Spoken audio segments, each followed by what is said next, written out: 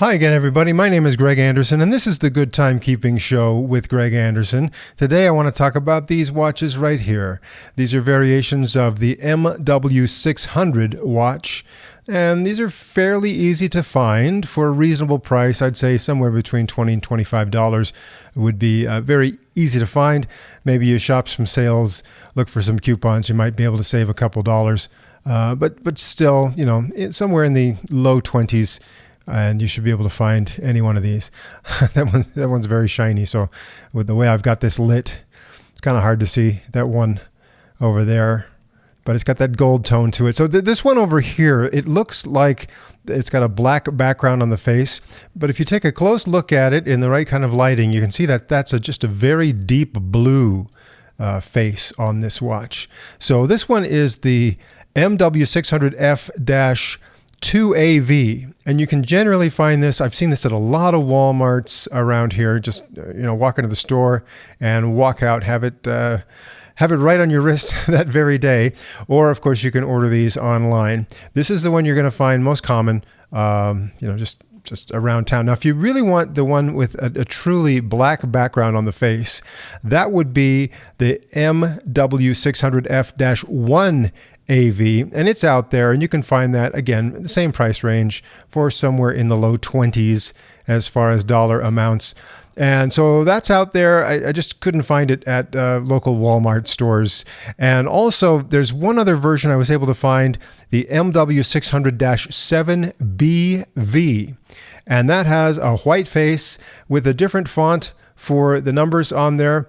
And when I looked for this, I found it in general places out of Japan and South Korea, and so not as easy to find, and also not as easy to find at a good price. So you're talking $45 and up if you really insist on getting the one with the white face. Otherwise, again, I recommend this one. Just an impulse buy at your local Walmart, you can do that, or go online, and pretty easy to find this one here with the red face. Again, about the same price range, or here, this kind of champagne or gold face. Let me adjust the camera a little bit there. And of course, it's all the same movement, same case, same strap.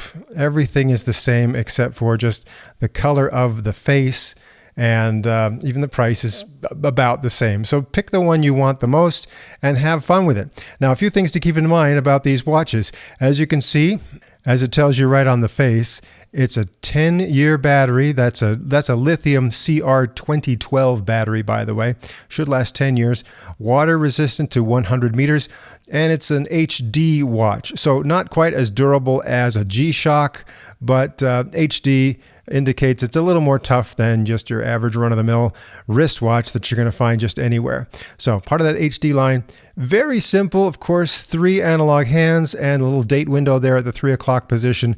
There's not much of a mystery to this watch, how to use it, what it can do. You're looking at it right there.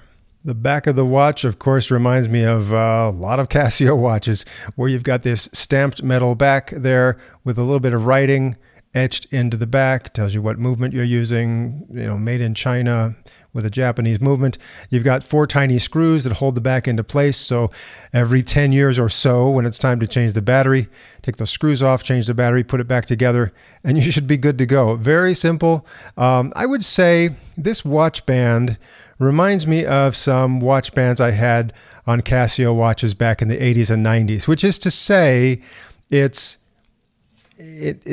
not very thick, okay, not super supple, right?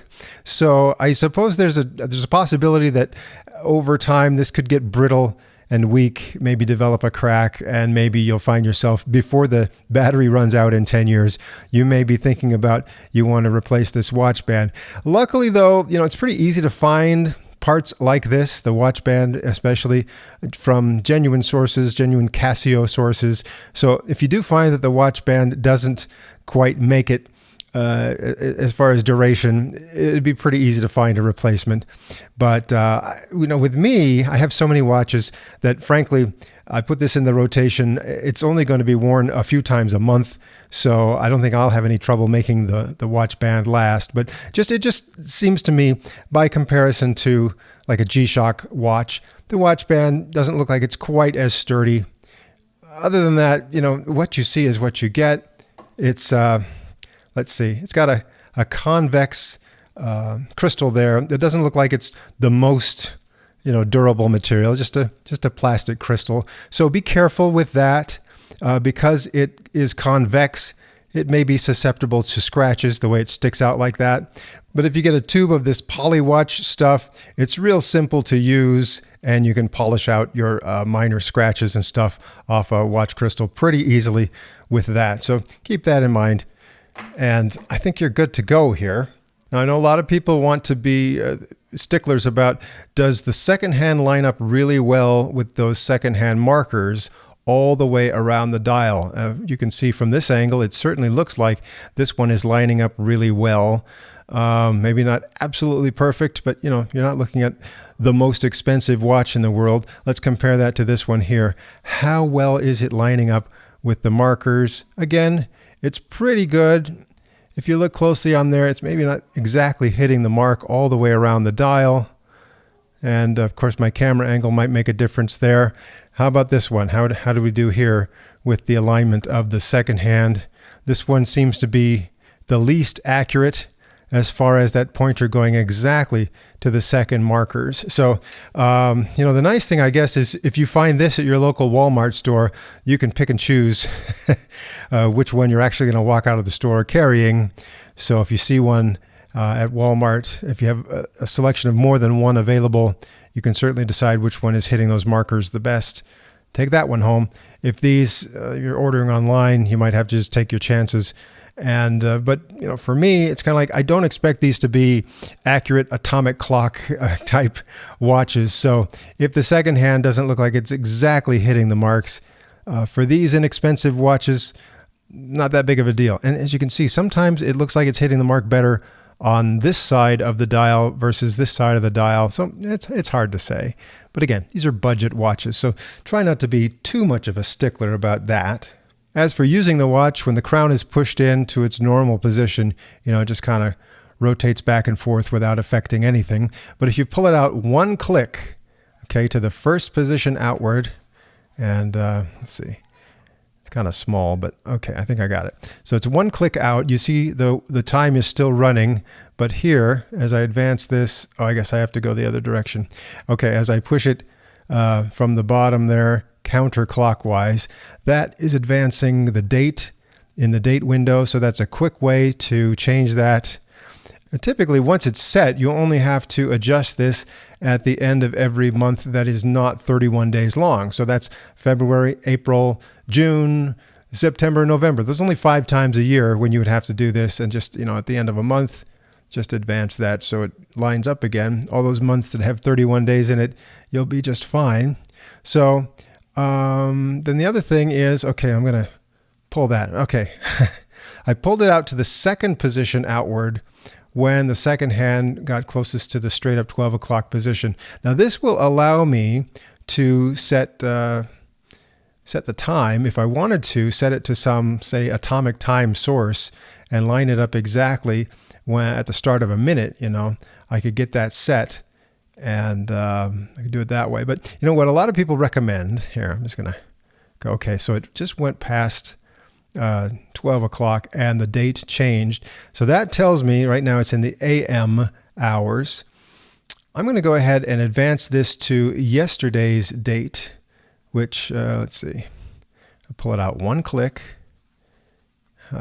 Okay, one click. There we go. I'm going to take it around to the 31st, which was yesterday. Okay. And now I'm going to wait until the second hand gets up to the 12 o'clock again. Okay. Now I'm going to move it ahead to what would be the current time. Okay. So if we go through here right now, it would be showing about, 2 o'clock, 2:30 of yesterday afternoon. I'm going to take this around to where it advances to today's date. So now I know it's showing 1 o'clock in the morning. And in order to get it to the right time, so I can set it definitively to the correct time where I am right now, I'm going to take it around. And right now the time is 2:51 p.m. So I'm going to need it to show 2:52 here on the dial. And they also recommend you take it a few minutes past the correct time and then bring it back. So right now it looks like everything is lined up for 2:52 p.m. on the 1st. That's today's date and time in about 20 seconds or so from now. So what I'm going to do is I'm going to look at my atomic time source. I'm going to put both fingers up here so that I don't rotate this any more than I need to. See if I can get that right on. I've got just a few seconds here. And as soon as it reaches 2:52 exactly, I go boop, and there we go. Now it's running 2:52. That's lined up just right. In 5 seconds, 6, 7, 8, 9. That is just within half a second of what the time is showing here on my atomic time source. So yeah, that's all right. I'm going to leave it like that. This should stay accurate to within 20 seconds a month, plus or minus. So we'll see how that goes. Since it's the 1st of the month, I can wait till the 1st of next month, see how close we are. And while I'm at it, why don't I synchronize these others, and I'll run a little accuracy test on all of them for the rest of the month. So I'm going to do the same process that I used to set this one. I'm going to do it to these other ones real quick. So there they are, perfectly synchronized, or, pretty good anyway. And we'll see how they run for the month. And if there are any shocking results, I'll let you know at the end of the month. Do a quick size comparison here next to a G-Shock Square. So the G-Shock Square is not synchronized on purpose right now. I'll do another video soon to talk about that. So yeah, you can see it's a little bit smaller. Something like this Casio Duro watch, you can see a significant size difference. This one is smaller. This G-Shock over here is something you might see at your local Walmart store. And you just get a general idea of the size. So I think this size would work really well for young people, man or woman, adult, it works pretty well. Here it is on my wrist. I have about a 7.5-inch wrist. So, there's not a lot of extra space there on the strap, but it looks okay. It doesn't look too big or too small, I think, on my wrist. It just does look smaller than a typical G-Shock. Now let's just do a quick weigh-in here. You can see on this scale, 35 grams, which is actually about half the weight of this G-Shock that you can also find at Walmart. What about the Casio Royale metal version? That weighs in at 87 grams. What about something like this Casio Duro? Weighs in at 92 grams.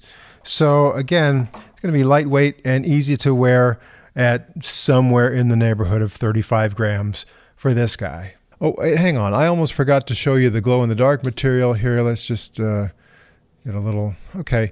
With my experience, Casio doesn't give you the most amazing glow-in-the-dark experience anyway with this lume material. But, it's not bad. And it does go dim after a few minutes. But this just gives you a general idea of what these things are going to look like if you charge them up a little bit and then you go in the dark with them. And there you go. Once again, this is just about everything I know, everything I can think of right now about the WM600 watch from Casio, an HD watch, and should give you good performance and last a long, long time without having to change a battery all that often either. That's all for now, and I do have more episodes coming up. I actually have some watches I haven't shown you before that I still need to talk about, so please watch for those on more episodes of The Good Timekeeping Show.